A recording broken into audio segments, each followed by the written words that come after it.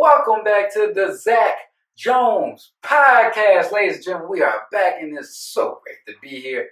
And it's great to have you here and have you joining in with me. Like Zach, you're not getting out that easy.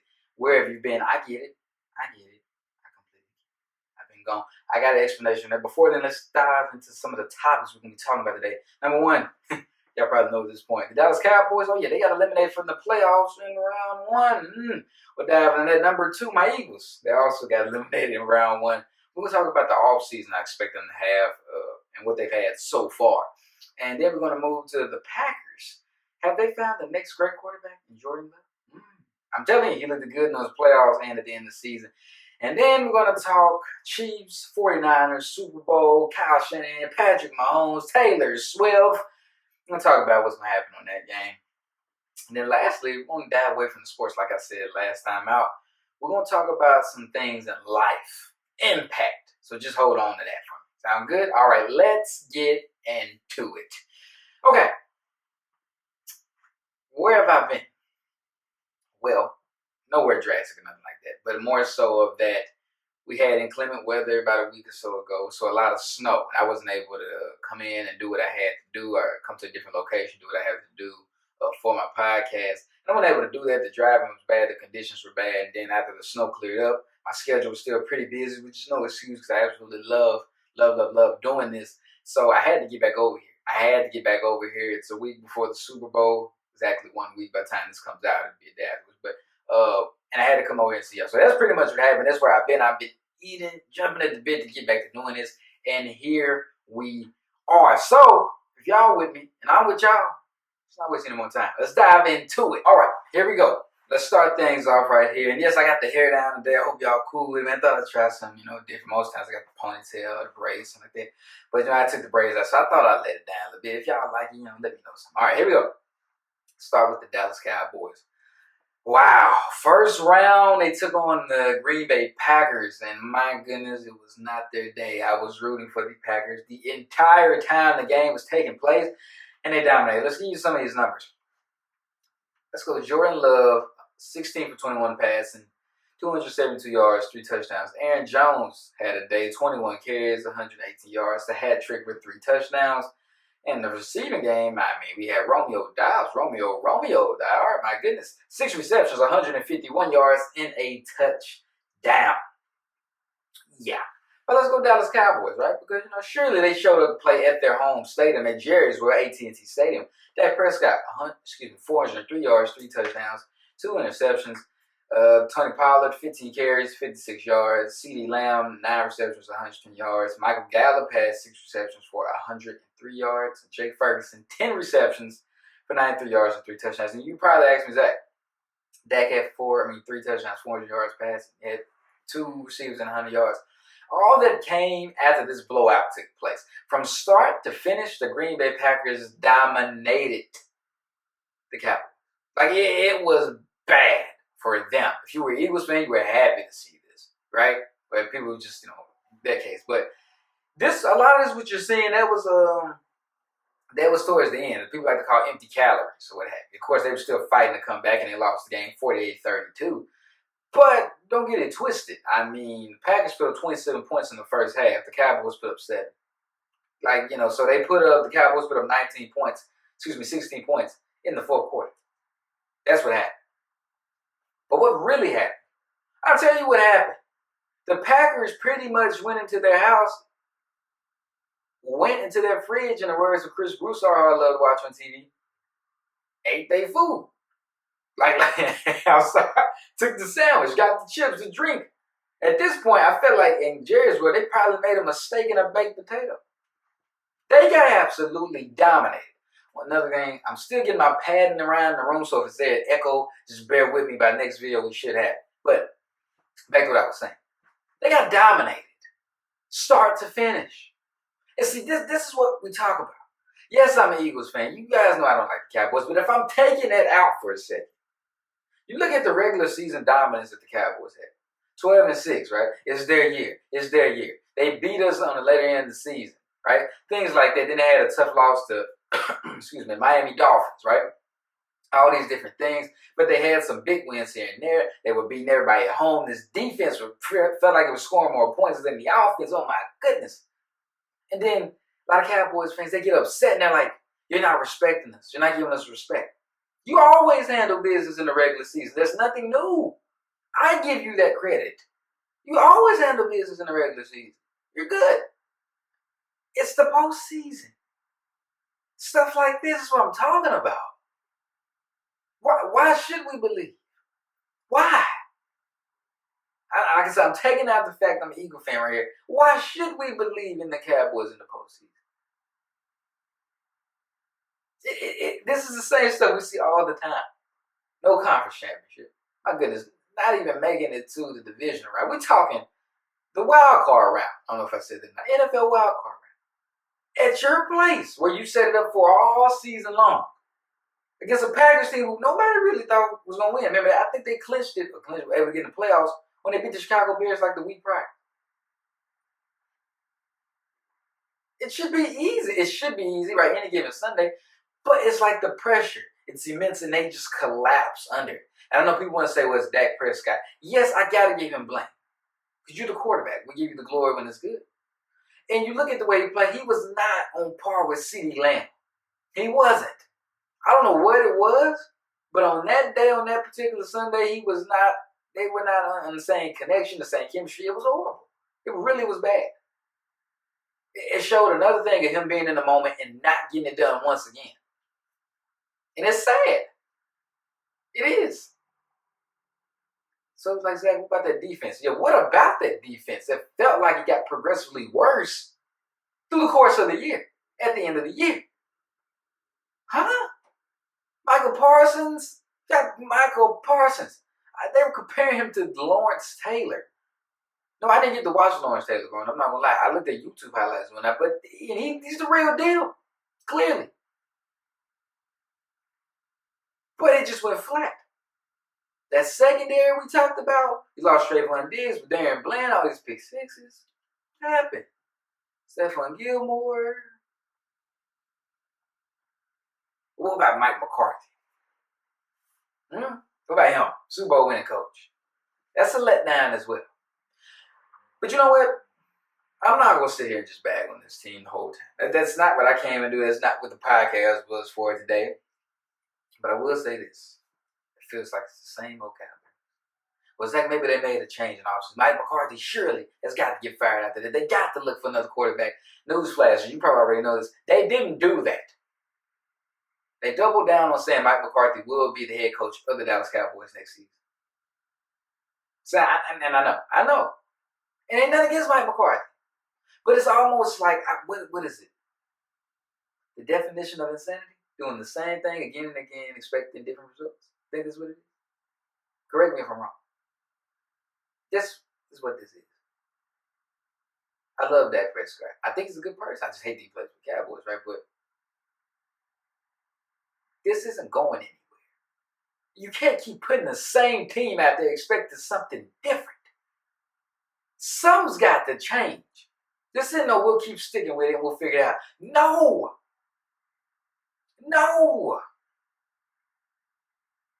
For instance, right? My Eagles went to the Super Bowl last year. What did Howie Roseman, I feel is the best GM in the league, what did he say? What did he do? He went out and got my quarterback. He embraced Jalen Hurts. He went out and got him somebody. He got him some help, right? We already had Devontae Smith, the former Heisman, right? He went and got A.J. Brown for him. He said, I got you.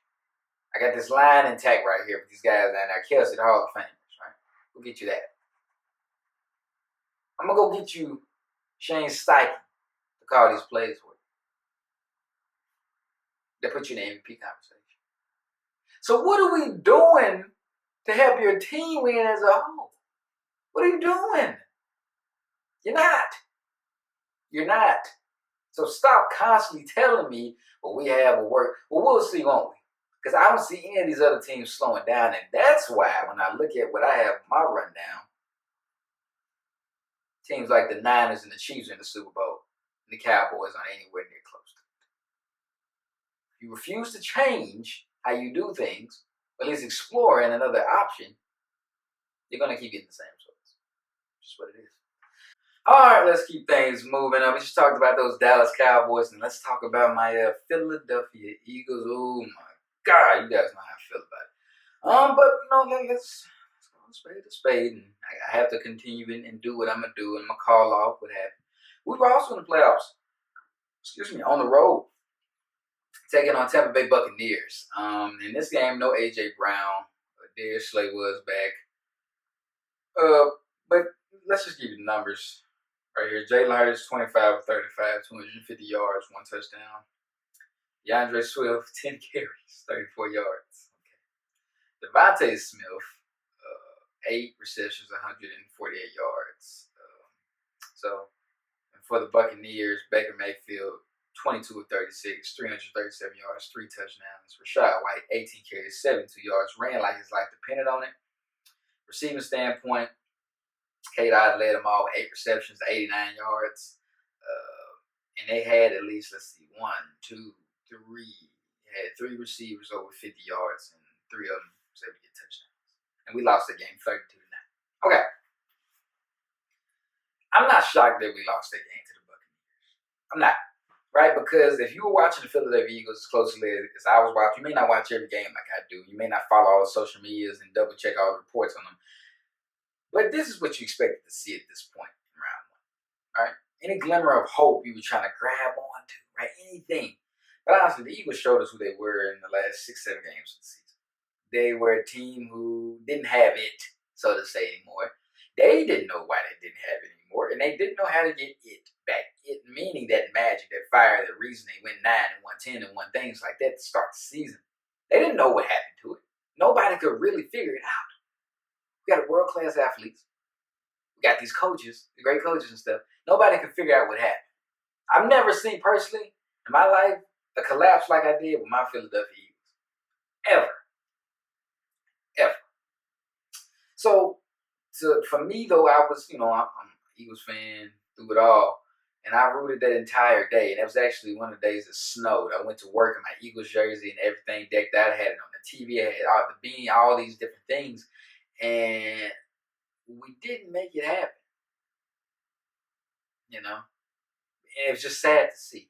What bothered me is things like this. 3rd and 2. Right?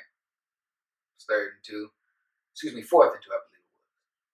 Now, around the month of October, I want to say, October, so maybe November. If you could choose any team in the league to get you 2 yards, any team, who would it be? You can say all the Niners or something like that, right? But it's the Philadelphia Eagles. Because the run game was so dominant, right? The tush push, anything you want. It was 2 yards, I think, definitely. I had no problem with them going for it on 4th and 2. I had no problem. But what I did have a problem when I saw the pre-snap reads and stuff, and I saw an empty backfield with Jalen Hurts standing there by himself. And I said, we're not going to get this. I said, the only thing we can do out of this that makes sense to me is, QB draw, right? It's not me you do that. We empty set, all wide outside, and it looked like they ran verticals. Middle of the field is completely empty. Tampa Bay Buccaneers, Ty Bowles, he loves to blitz. He'll blitz in his sleep, and he showed the blitz clearly. Nobody in the middle of the field. No defensive backs, no middle linebackers, none of that. So you're thinking we're running route over there, right? We didn't do that. And so we don't get the 4th. I knew from that point forward we wanted to win that football. Tampa Bay balled out. You give them credit. They deserve to be there and stuff. But it was tough. It was tough to see them go out like that. And it was a long, long season, constantly watching the same thing again and again and again and again. And it all came to it. And actually, after the game, I was upset, but it was a relief because it was one of those things like, okay, kind of glad this is over because this was a mess. This last half of the season was a mess. For all Eagles fans, it was a mess. It was tough to watch. It was stressful. And I was kind of glad when I could say, it's over. Because finally it was. So let's talk about the offseason, right? Clearly, Brian Johnson was going to get fired off his corner. Sean Desai already got demoted. He was going to get fired. So we go in about a week or 2, I believe, afterwards. We end up hiring Vic Fangio, who's the defensive defensive coordinator for the Miami Dolphins this season. He's got a defensive record. He does his thing. I think he's a good defensive coordinator. I'm fine with that. And I think number one thing that was going to find, he likes to blitz, right? He likes to use those front seven. And remember, they kept saying the Philly Bulldogs, Jordan Davis, Nakobe Dean, Jalen Carter, all these guys, Nolan Smith, all those people. I'm looking for Vic Fangio to come in and utilize that talent that we got. Simple. And I need them to play to the highest level possible. And for a coach with a mindset of his that loves to get after the football, rush the passer, I'm expecting us to lean on them going into next season. So I'm happy for the hiring. Some people didn't like it. I loved it. I wanted anybody who was going to force them 7 guys and challenge them and show that you can be the best ones in the league on this side of the ball. If you do it right, you put your mind to it. So I think he's going to get the best out of them. But then, it's like we need a new offensive coordinator. Me personally, I heard Cliff Kingsbury was on the market. I was like, I like Cliff Kingsbury. I do. He coached at Texas A&M. He coached Kyler Murray. They went to the playoffs. I like Cliff Kingsbury. He runs the air raid offense. The number one reason I liked it for is creativity. We didn't have any of that this season. And I was dying for some creativity. And I'm like, Cliff Kingsbury, he's going to bring that to us. He's going to bring that to us. We didn't end up getting Cliff Kingsbury. We didn't get him.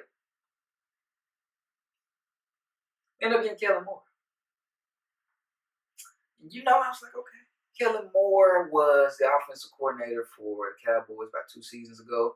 And this past season, he was the offensive coordinator for the Los Angeles Chargers. And we know the Chargers didn't have a great season. Justin Herbert got banged up. I think that's a combination of Brandon Staley and just everything, when it wasn't their season. And we know the Cowboys, Mike McCarthy took over play calling for them this year because they wanted to run the ball more. And I started to think about it when I was like, I love this hire. Like, for real. He has creativity. He likes to run the ball, to me, I believe. He keeps the offense balanced, but he's going to put my quarterback where? Under the center. What? I know we don't do that anymore.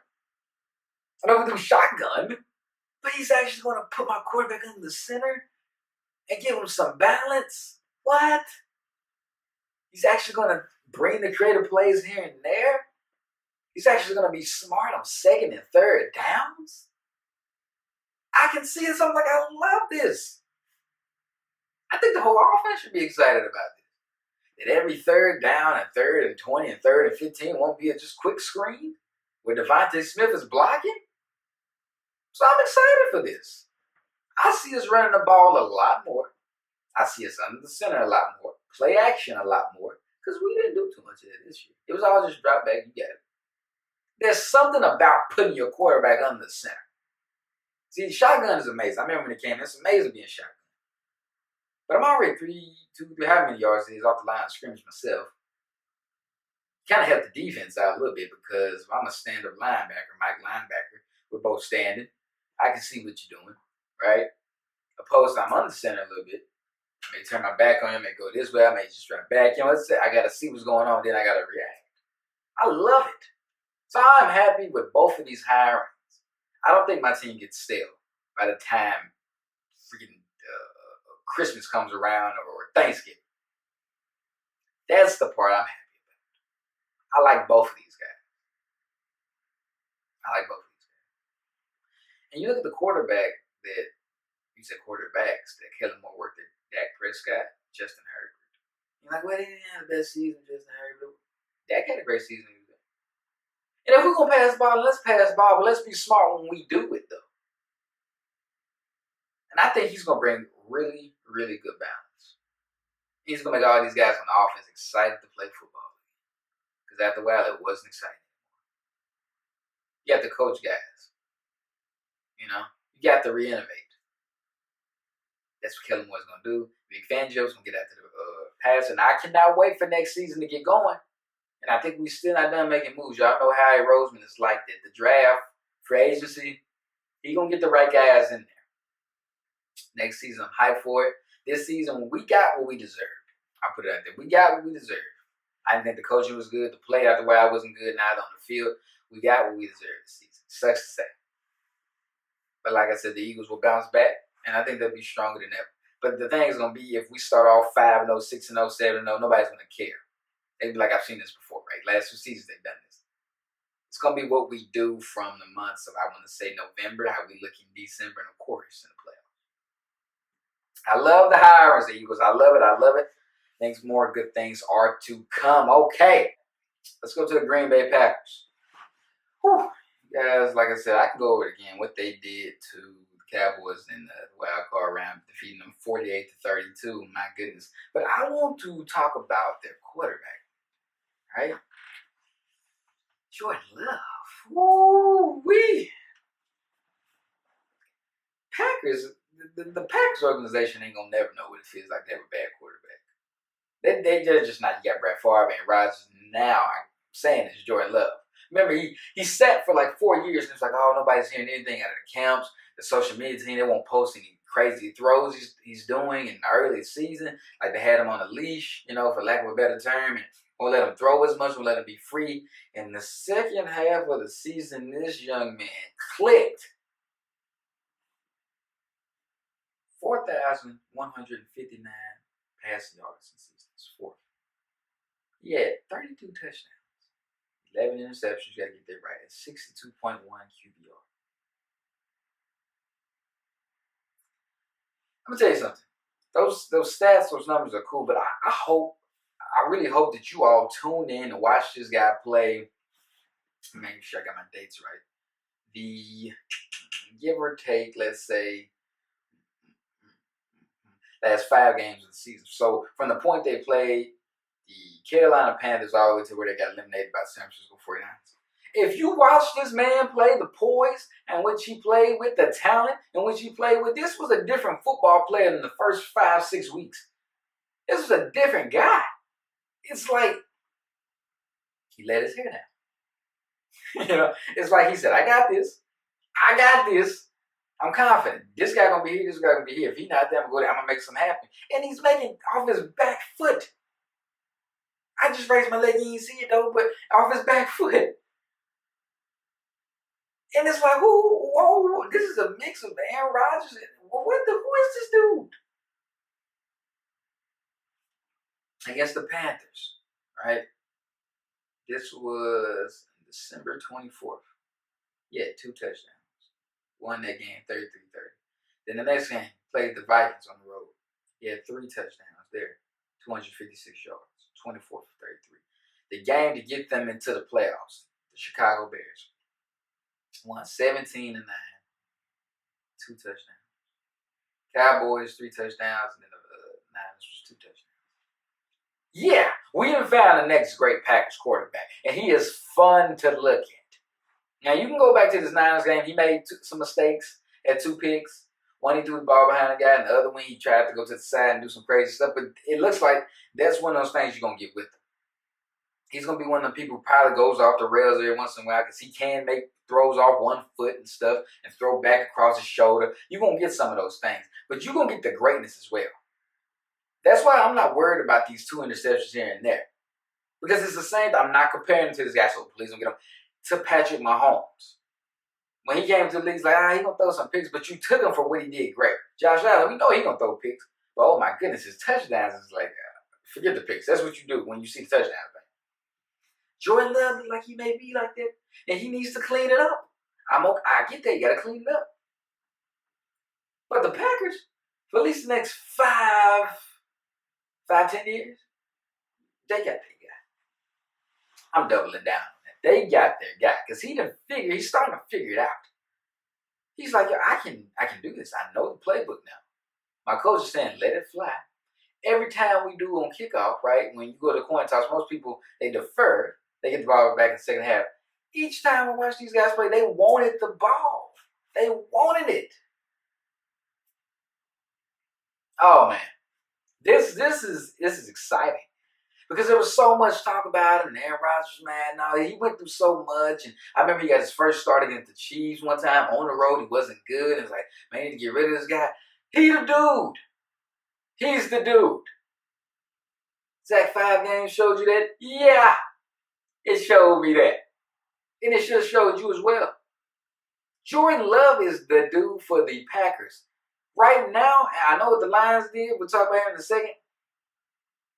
I favor to win the division again next year. They didn't win it this year. Lions won. But I think we got to start putting it back in the conversation. Now, we thought when Aaron Rodgers left, okay, they wouldn't be. No.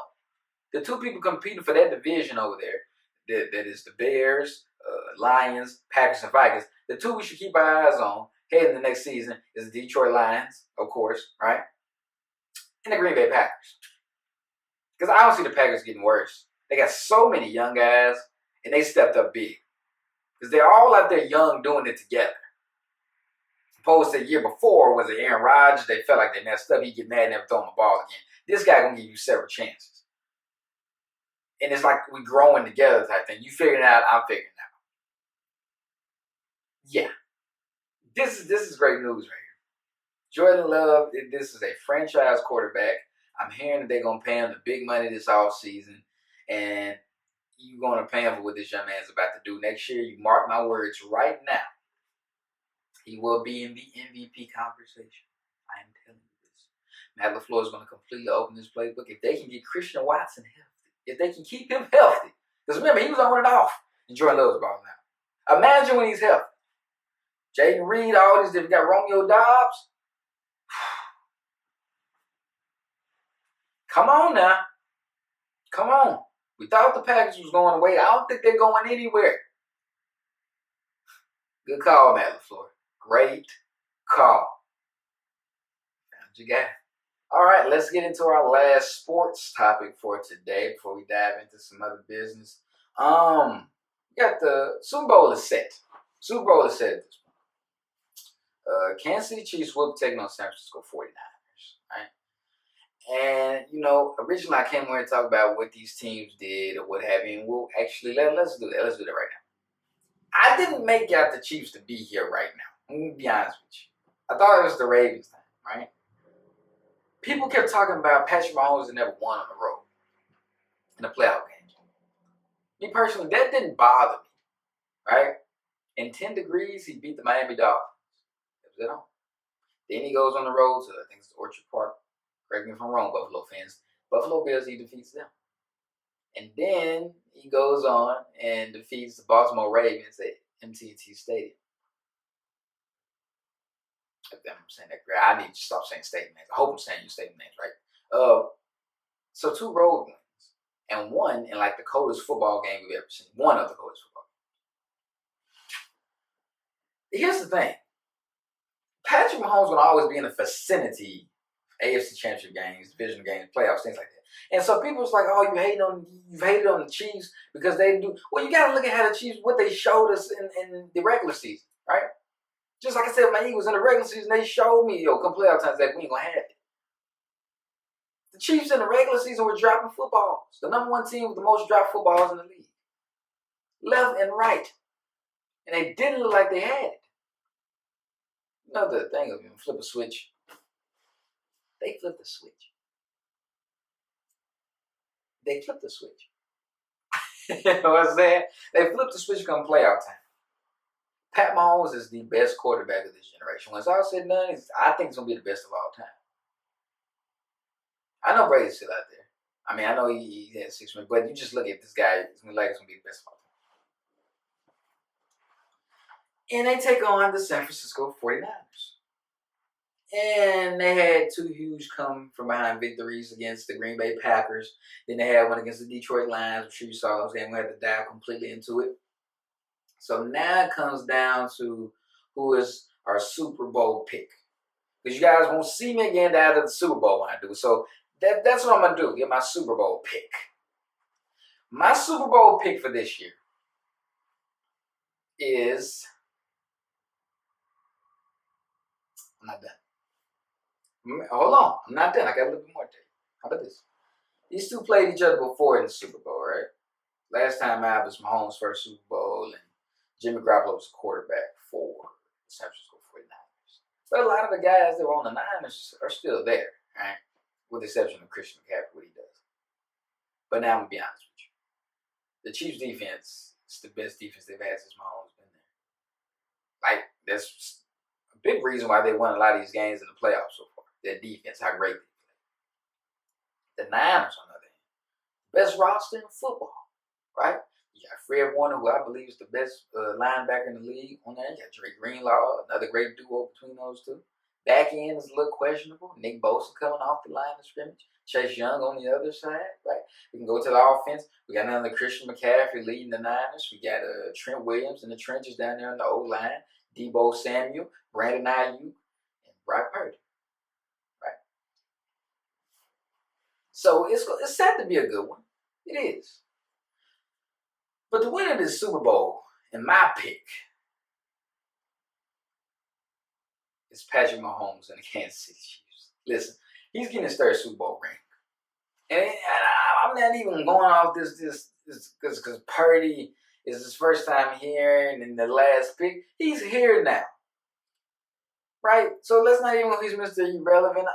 No. You're here. In other words, you only got to play, you got to play football really good for like 3 hours to win a Super Bowl now. Is what you got to do. So forget where you were drafted at. When they signed you, forget all of that stuff. It's time to just go ball out for 3 hours. If you play better than the other team, you score more than the other team, guess what? You win. So let's put it in that perspective. But big time football games, Mahomes comes to play. The lights are never too bright. Never for this guy. He is stone cold as they get. He knows how to ball out. I know this firsthand, right? What he did to my Eagles last year, Jalen Hurts had the game of his life in the Super Bowl. And Mahomes said, I don't care. He beat us with one ankle. Hold on. Matter of fact, let's pull this up. Let's pull this up. I don't want to tell a lie with this particular stat. Let's see, please, there we go. They beat us 38-35. Mahomes had, here we go, 182 yards passing. Huh? Yeah, you would think, well, you didn't win that game. 182 yards passing. Yeah, he had 3 touchdowns as win. My quarterback essentially outplayed him. And we still lost. Mahomes hurt his ankle. His ankle was hurting. And he still found a way.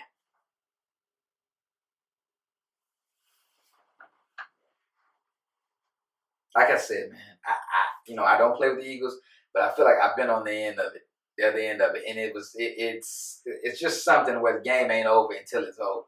We put up 17 points in the second quarter against this team, right? That's what we did. Put up 7 in the first. They only put up 14 points themselves in the first half. They come back, they put up 17 points in the fourth quarter on us, though. It's never over till it's over. And he loves these moments like this. He absolutely loves the moment like this. That's the thing. That's the scary part. That's the crazy part. That's why I'm choosing this team. Travis Kelce. I've never seen it because I played football before, and they always said what you guys think when the lights are on that you can just flip a switch. It looks like that's what the Chiefs have done. Travis Kelce had like 11 receptions last week against Baltimore against the number 1 defense and a touchdown. The Bills game, if I can remember, he had 2 touchdowns in that. So yeah, they flipped a switch. It's like they almost waited the whole regular season just to mess around, and then the postseason say, okay, it's time to really ball now. And I don't think we're done getting their best. This Super Bowl, what they're about to go through, it won't phase the Chiefs one bit.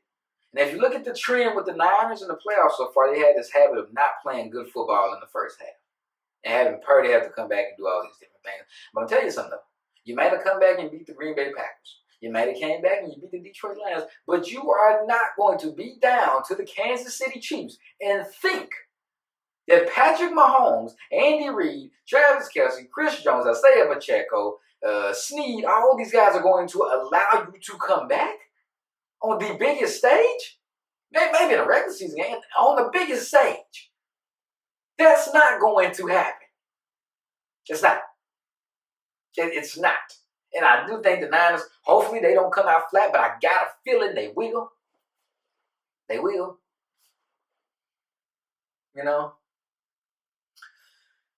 So it's going to be interesting. It is. Because if you look at it, in those last two games with the Packers and the Lions, at first, Kyle Shanahan started taking the ball out of McCaffrey's hands and putting it in Purdy's hands. And then he realized that it ain't working. He ran into McCaffrey. And you can run the ball on the Chiefs. So I'm expecting that's where they need to go into. If they come to this game right away trying to throw the football, they ain't going to be good with it. We know the Niners are a team that stays on schedule with the plays, all those things, but they've had comeback victories. I would not suggest, 49ers, that you come out to this game flat. Matter of fact, if you win the coin toss, I'm suggesting you receive it and go put points on the board. And it ain't just because Eagles and Niners fans and stuff like that, the beef and whatnot, don't like each other, all that. I'm telling you, you need to go score first. Because if you come out there, you give them the ball first, they're going to score. Or if you come out on offense first and you don't get any points, then they still get the ball in the second half and they're going to come and score on you. I watched them do it to Baltimore. I watched them do it to Buffalo. Why wouldn't they go to Las Vegas and do it to you? The Niners, I'm telling you, it's almost like this team cannot afford to make a mistake in this game. They've got to be on their P's and Q's. On everything, man. This comeback stuff, y'all going to have to throw that out the window. You're going to have to do your best to go stride for stride Mahomes and these Chiefs. I think it's going to be a great game, but I still got the Chiefs pulling this one out. I want to see a great one, just like we did last year. But I'm just saying what I think is going to happen when it comes down to this. 3 Super Bowls for Patrick Mahomes. Don't even think he's 30 years old yet. Seems as if that's where we're headed. Chiefs got the dub. Back-to-back champions. I think we're going to see it this season. All right, we're done with our sports part of the programming for today. Like I said last time, we're going to be talking about different stuff, you know what I mean? Different questions and stuff people want to hear and what they want answered. And we're going to dive more so into that next week, I'm going to say. But as far as this week, let's just talk about a word that's kind of been sticking out to me lately, and it's impact, right? And there's several definitions for it. One is the action of one object coming forcibly into contact with another. Another definition for it is coming into forcible contact with another object. And another I'm seeing is having a strong effect on someone or something. That is what I want to hone in on. So you got synonyms, similar to it, effect, influence, having an effect, things like that. When we talk about impact, it's clearly a good or a bad impact, right? It's one or the other.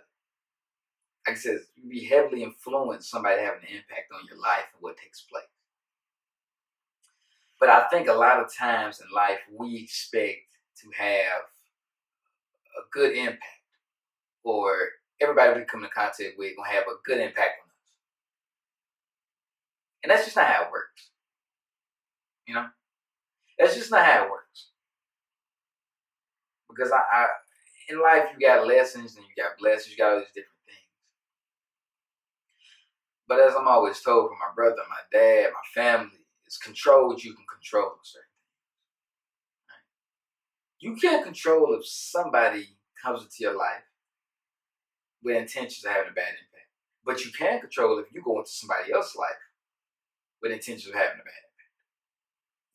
I'm on this thing now where I'm on this thing called the 3 Ps, and you probably have already heard it before. And no, it's not pets, plants, and all that when the weather gets cold. It's peace, positivity, and progress. Right? Because, and this is why, in that order, I need peace, I need sanity to get stuff done. I don't know. I mean, people work in control chaos, but honestly, you can't really get anything done until you're at peace with something.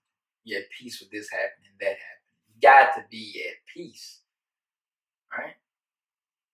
Positivity. To me, positivity, it reeks of confidence, willingness that we can get this done, that I can do this if I'm positive about it. That's a contagious effect that it rubs off on everybody else around you as well, if you got that positivity. So now that I got peace with everything, I'm at peace with this. Now I can start to be more confident and have positivity. And so then when I got those two, when I'm at peace and I got a positive mindset, I got a positive attitude, and now I can do what? I can make progress.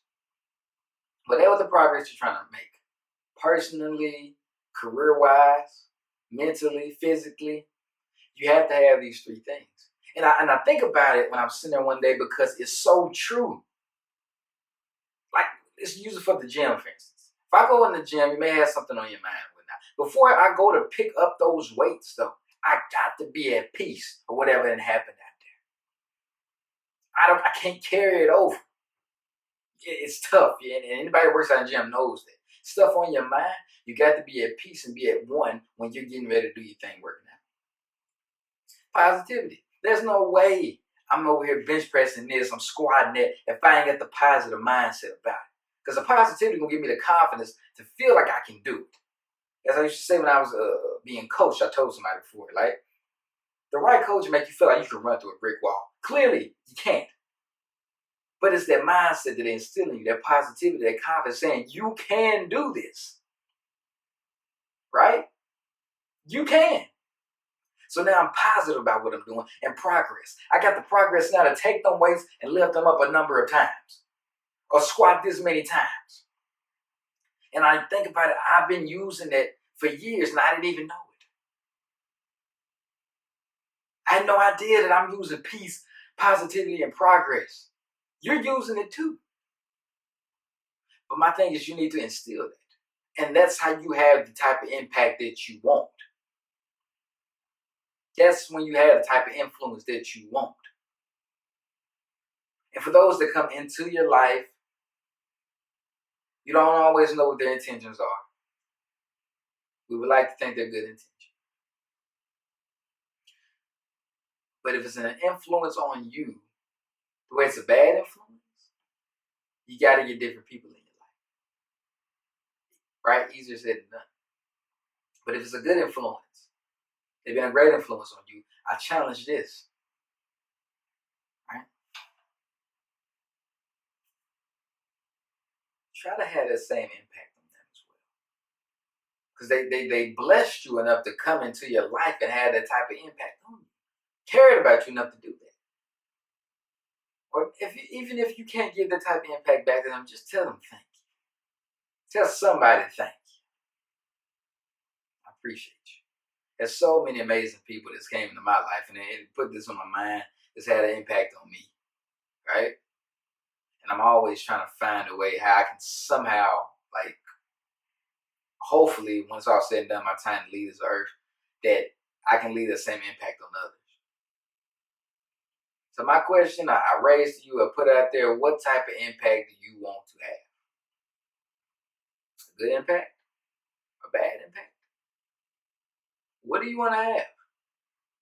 And it doesn't just have to be Zach all in the world, it could be on one particular person. What type of impact do you want to have on them? Because you can control that, right? You can control it. Be positive, people. You all are amazing. And remember, peace, positivity, and progress. That's what it's all about in this life. And of course, family, God, all those things in there. You know that. But reach out to somebody, tell them thank you. And it's okay to ask them. It's okay to tell some people, you've had a huge impact on my life. Or if you want to, if any, have I had an impact on you in your life? If so, how so? If I've had a bad impact on you, how did I do that? How can I fix it? If I had a good impact on you, what did I do? And what can I do to make that good impact a great impact? Right? So many amazing people in this world. Let's keep shining the light on each other. Let's keep growing. Let's keep pouring water on each other to grow all these different things. Let's just think about the type of impact. Right? Always have that. Always do. I was lucky enough, blessed enough, got my dad, mom, I got my uncles. I look up to these people, my brother, my bros, all these different things. had a mentor at church. Fortunately, he's passed away. But when me and my brother would go to church, and he didn't have to do this. He took a liking to us. We talked to us all the time. Maybe buys a tie here and this and that. He expressed the importance of looking good, smelling good, and more important than all that, opening doors for your mom and grandma and the women and things like that. Was what he instilled in us. Wasn't quite sure why he took a liking to us. I wondered a lot. But then I looked at it, it's like he saw something in us. And he didn't have to do that. This is a man at church, had his own wife and all his things, his own family. But he loved me and my brother. And we grew and we loved him as well. And he's always had a positive impact on me. Like I said, God rest his soul, now he's left this earth. But his impact on me, it will never be forgotten. Brother Smith, it will always resonate with me. It's something I always carry through life. And I was a guy, I hated wearing suits. You look at my job now, I wear all different types of suits. I hated wearing suits to church. I hate putting a towel, I hate doing all that. Then I got a job in that field. And one of the first things I thought about was like, man, I want to look nice, I want to dress nice, and I want to go out there and do my thing, perfect my craft. I thought about how he used to dress at church. The smoothest suit you ever seen. Almost like a pimp, right? It was brilliant. And for the fact that him dressing like that showed me you can dress like this too, right? You can act great like I'm acting too. Act like he had sense. He was a great man. He was a leader. That's what he was. He was a leader. So when I thought of impact, I thought of him and what he's had on my life and my brother. I know my brother's not here to speak on it, but when we have him on, he can do it. But that's why I put it on my heart to talk about that type of impact. So go out there and just know somebody's always watching and try to have a great impact on somebody else. You know what I mean? Ask somebody what the impact was you had on them or things of that nature, man. Because life is something else, and we got to get through this thing together, right? That's what it's all about. And remember, peace, positivity, and progress. Thank y'all so much for tuning in. Let me close this. Thank y'all so much for tuning in today, man. It's a great episode, man. I didn't mean to slow it down like that on y'all at the end, but this is what this show gonna be about. It's gonna be more than just sports. Like I said, football season's ending this week, so we're gonna be in the basketball. We're gonna be into more stuff like that. And next time we will have questions. I'm gonna put on Instagram, all those things, and we're going to answer those questions. Is what we're going to do. Sound good? Life things, financial things, whatever the case may be. We're gonna dive into it on the Zach Jones podcast. I thank y'all so much for tuning in. I absolutely love y'all. It means everything to me. Remember, like and subscribe. We're going to keep trying to bring these to you weekly as much as possible. From my understanding, I don't think there's any snow in the forecast, but if there is, don't worry. I'll be back again because it ain't nothing but all love. Thank y'all so much. Y'all have a great one.